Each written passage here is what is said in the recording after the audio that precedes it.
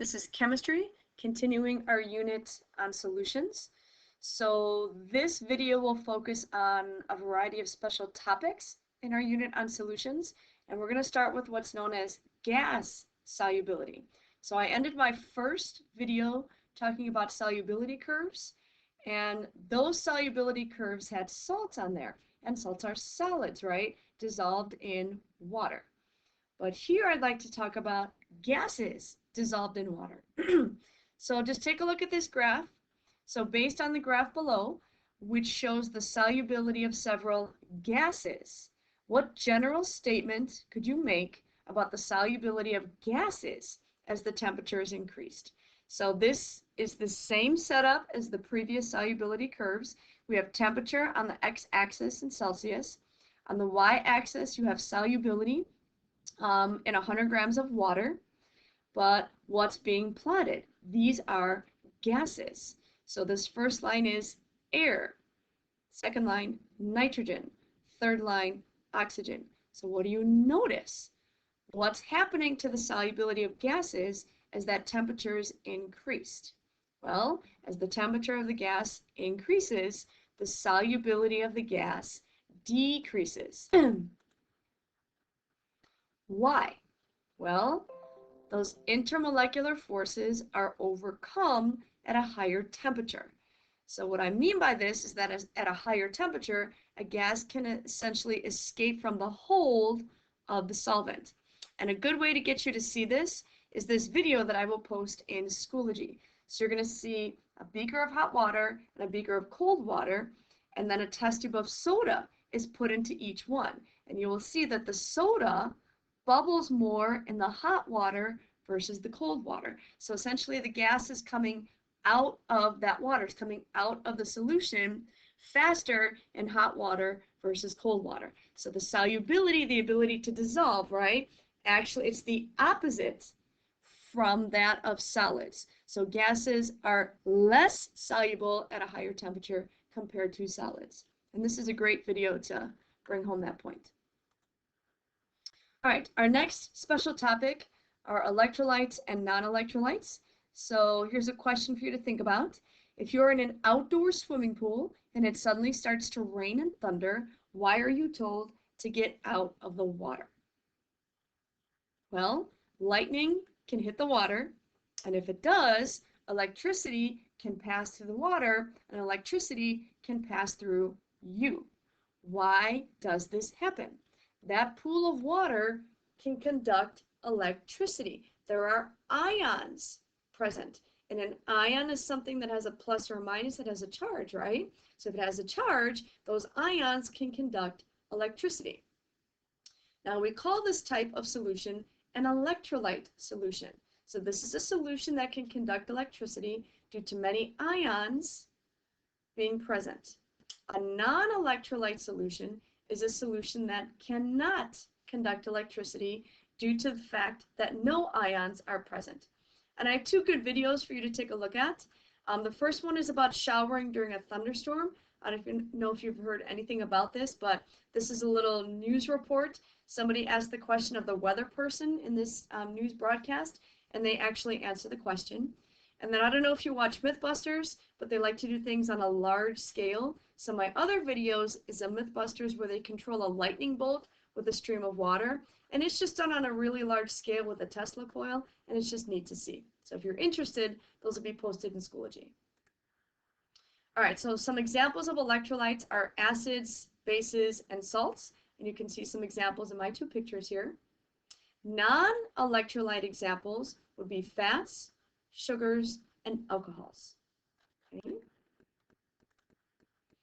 Now, there are two types of electrolyte solutions. We can have a strong electrolyte, which is a solution that conducts electricity strongly. And these would be your strong acids, strong bases, and salts.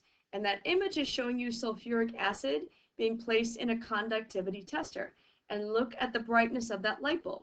So sulfuric acid is a strong acid, and it conducts electricity very strongly. This is a strong electrolyte. You can tell by the brightness of that light bulb. That is a nice conductivity tester. Now, a weak electrolyte is a solution that conducts electricity weakly. These are your weak acids, weak bases, and water. So you can see in the light bulbs here, this non-electrolyte would have no brightness, right? The bulb would not turn on. Weak electrolyte would have somewhat of the bulb turning on, so a little bit bright. And then your strong electrolyte would be a very strong brightness, so it would conduct very strongly.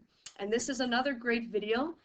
You're going to see the person in the video performing several tests on different solutions with a great conductivity tester. So as you watch it, I hope you think about what he's testing, if it is a strong or a weak electrolyte, or is it an electrolyte? So I will post that in Schoology as well. All right, our next special topic is the idea of ionization. So I think you recognize the word ion, but what is this ionization that we're talking about?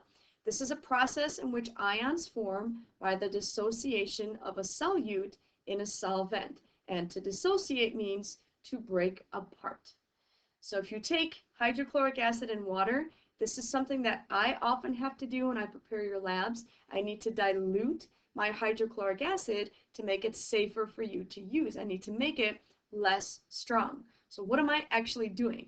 When I take hydrochloric acid, which is HCl right here, it's a liquid, plus water, H2O, that's a liquid, I will produce ions. So I produce what's known as H3O plus, and you will recognize that in our next unit when we talk about acids and bases. And I also make HCl minus.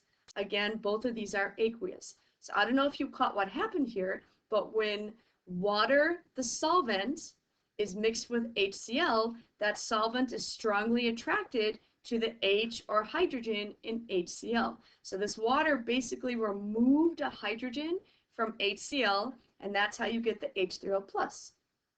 The Cl lost that hydrogen, so now it's Cl minus. So the result is the HCl is dissolved in the water. And how can you tell this? You now see the AQ, or aqueous symbols, next to H3O plus, which got the hydrogen, and Cl minus, which lost it.